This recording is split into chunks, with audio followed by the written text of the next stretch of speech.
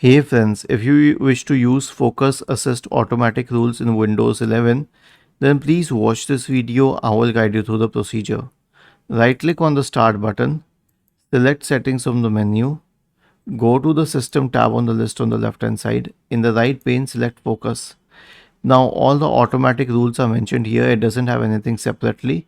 You can show the timer in the clock or not. You can hide badges on the taskbar apps or you can show them.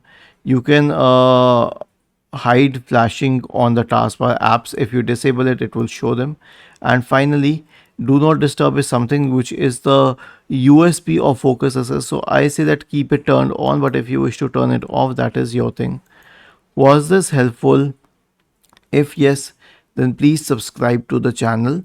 If not, then let us know in the comment section of the video on how we could help you further. Thank you for watching this video and have a nice day.